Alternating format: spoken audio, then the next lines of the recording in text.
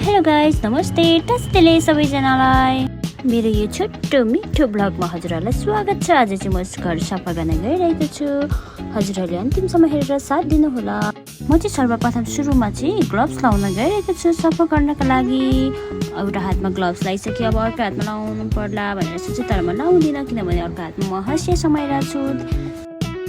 ल त साथीहरू, सुरु गरौँ है। तर अब म घर सफा गर्नपट्टि लागेँ। अब यो मोबाइललाई तल राखेर म सोइ परेर झार सफ पार्दैछु।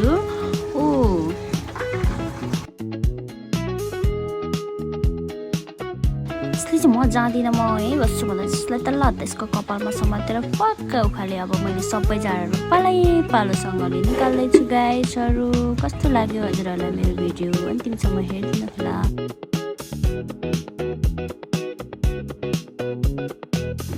सुरुमा झारहरू देख्दा चाहिँ खासै झारहरू थिएन, तर उखाल्दा कति धेरै भइसक्यो के गाइजहरू। अब मैले यो सबै झारहरू उखालिसक्न लाग्यो। अब यसपछि चाहिँ म यसलाई सारसुर पारेर सोरेर एकै ठाउँमा सोरेर राखिदिन्छु है त गाई। त्यसको लागि चाहिँ मैले फेरि दुवै हातमा पन्जा लाएर एउटा झक लिएँ। अब त्यसमा सबै सोरसार पारेर हाल्दैछु गाइस। तपाईँहरूले केमा सोर्नुहुन्छ कमेन्टमा बताउनु होला। तपाईँहरू पनि यस्तै झक्को युज गर्नुहुन्छ कि के युज गर्नुहुन्छ कमेन्टमा बताउनु होला सबैजना गाइजहरूले है त।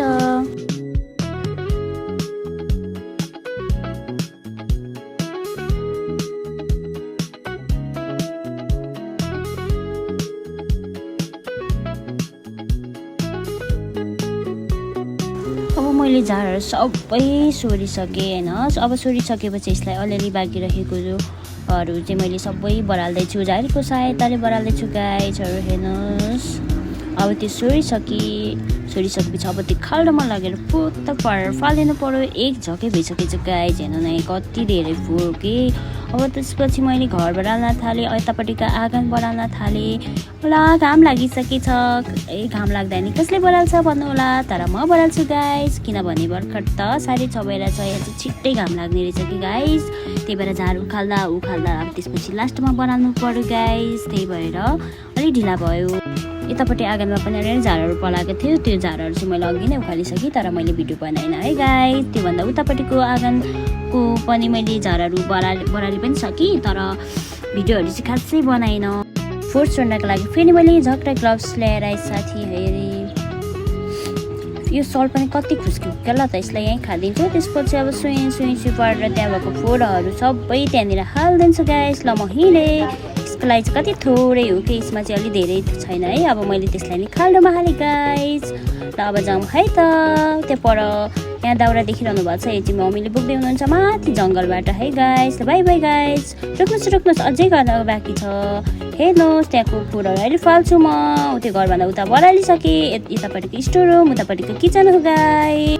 सबै भिडियोहरू चाहिँ मैले बनाउनु पाइनँ, त्यसको लागि क्षमा प्रार्थी छु। ल हेर्नुहोस्, अब घर सफा भइसक्यो। नजारा हेर्नुहोस्, यो मेरो घरको हेर्नुहोस् कस्तो लाग्यो। म गएँ है त, बाई बाई। अब हजुरहरूले यो गाउँको भ्यूहरू हेर्नुहोला।